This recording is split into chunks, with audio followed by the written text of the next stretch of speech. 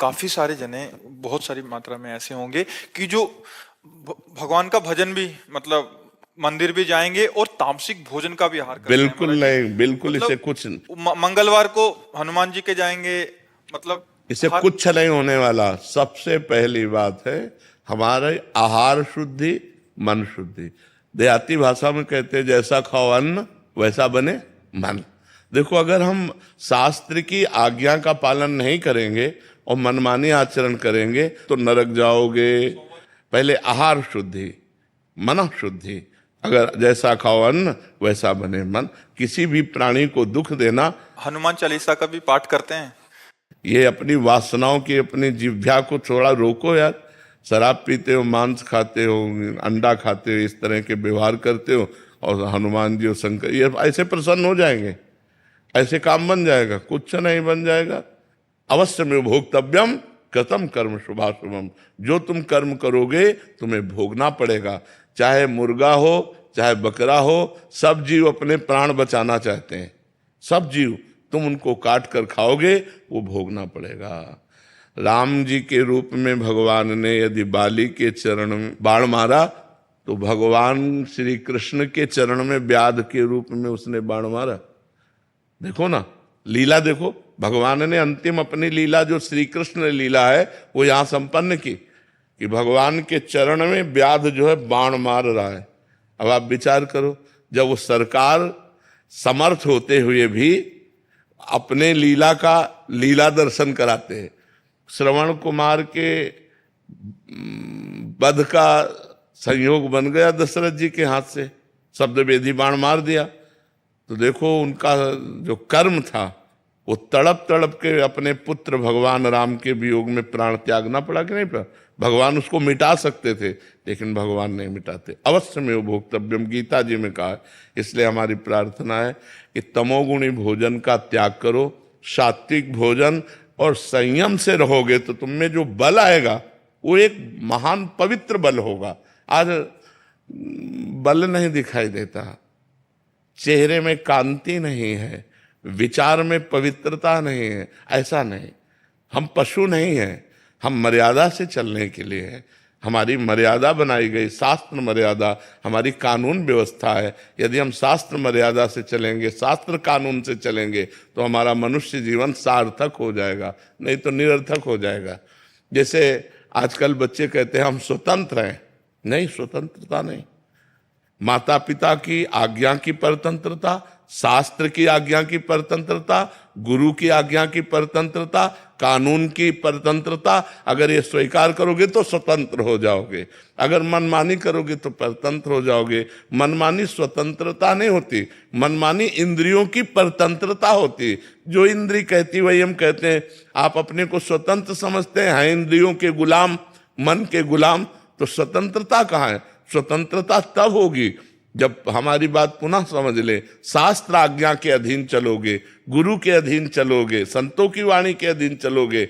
भगवान शास्त्र और संतों के रूप में विराजमान है तो आप स्वतंत्र हो जाओगे, माया मुक्त हो जाओगे। तो आचरण और भोजन, ये दो का बहुत बड़ा योग है। अगर हमारा भोजन ठीक तो हमारे आचरण ठीक होंगे, हमारे आचरण ठीक तो हम भगवान को प्रसन्न कर सकते हैं।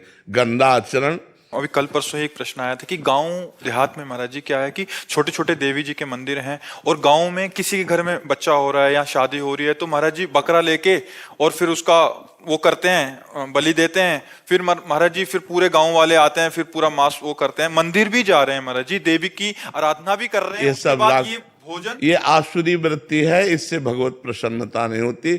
हम सबको बताना चाहते हैं, जगदम्बा को जगत जननी कहते हो तो बकरे की भी माँ है। जगत जननी है ना, माँ अपने पुत्र की बलि से प्रसन्न कैसे हो सकती है? हमें तो नहीं समझ में आता। और जब वो जगत जननी है तो बकरे की भी माँ है, वो भैंसे की भी माँ है, वो गाय की भी माँ है। वो माँ जो जगत माता है वो अपने पुत्रों की बलि से प्रसन्न कैसे हो सकती है? अगर वो प्रसन्न होती तो तुम्हारा मंगल हो जाता। किसका मंगल हुआ बकरे की बलि चढ़ाकर? हमें बताओ। देवी अप्रसन्न हो जाएंगी अगर नहीं किया ऐसा, तो महाराज जी ये भी माने। अरे अगर वो अपने स्वरूप में आ जाए तो सबको चाट जाए उनको। वो तो महाकाली है, महाकाल स्वरूप भी है, तो वो दुष्टों का संहार करने के लिए रूप माता जी ने धारण किया, वो दुष्टों का खून पिया, जो संसार के पवित्र जीवन जीने वालों के लिए वो मृत्यु काल रूप थे, जैसे महिषासुर, शुम्भ निशुम्भ, रक्त बीज, माता जी ने इनका संहार किया। इन बकरी बकरों का थोड़ी संहार करने से माता जी प्रसन्न हो जाती है, ये तो मूर्खता है, कोरी मूर्खता है, कभी माता जी प्रसन्न नहीं होती। हमें लगता है कभी ऐसे कार्य नहीं करने चाहिए और ये सोचो कि माँ प्रसन्न हो जाएंगी, मुझे ऐसा नहीं लगता। माँ ऐसे नहीं, कुपुत्रो जायते क्वचिदपि कुमाता न भवति। माता जी तो तब प्रसन्न होंगी जब सब पर दया करने लगो, सबको सुख पहुंचाओ, नाम जप करो, अच्छे आचरण करो, तो जगदम्बा प्रसन्न हो जाएगी। अगर फिर से उनको प्रसन्न करना है महाराज जी, और ये प्रथा चली है, और जैसे किसी के घर में पुत्र देखो हुआ, शास्त्र में विधान है, नारियल की बलि, नींबू की बलि, इनकी बलि सात्विक बलि दे।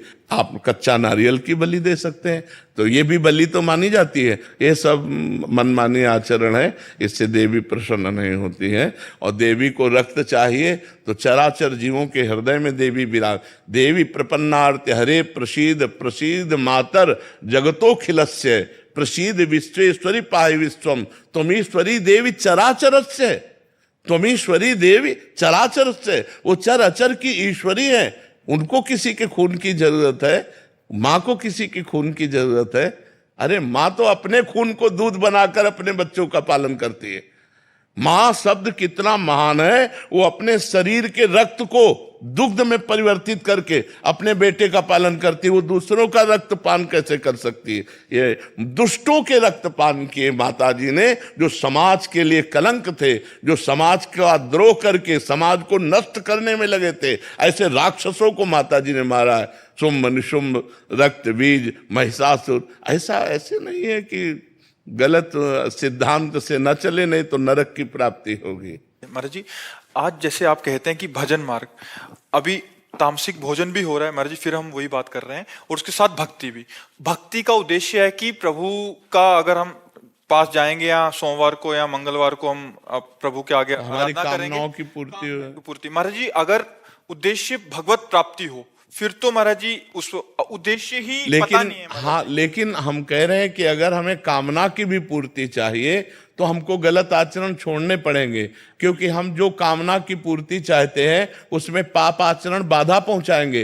पाप का फल दुख है, पाप का फल विपत्ति है, पाप का फल संकट है। यदि आप मुर्गा मुर्गी खाते हो तो पाप कर रहे हो, और वो पाप आपकी कामनाओं को पूर्ण नहीं होने देगा। चाहे हनुमान जी के पास जाओ, चाहे राम जी के पास जाओ, जहां भी जाओगे जीवों की हिंसा करते हो, जीवों को दुख देते हो, गंदा आचरण करते हो, गंदा भोजन पाते हो, तो भगवान प्रसन्न नहीं होने वाले। और आप किसी मंदिर न जाओ, घर में पवित्र आचरण करो, पवित्र भोजन पाओ और नाम जप करो, तुम्हारे घर में भगवान आ जाएंगे।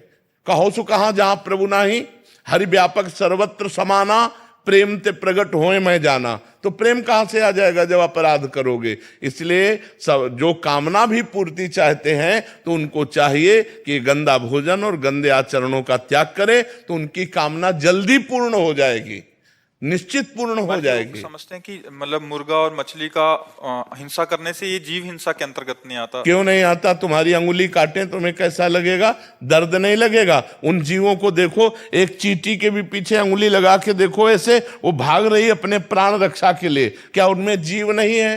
क्या मुर्गा अपना प्राण बचाना नहीं चाहता? क्या पशु पक्षी प्राण बचाना नहीं चाहते? और जिनको ये है कि अगर हम खाएंगे नहीं तो सृष्टि बढ़ जाएगी, तो तुम अपने बैलेंस की चिंता करो। तुम्हारा बैलेंस जब परमात्मा बनाएगा तो तुम्हारे होश उड़ जाएंगे।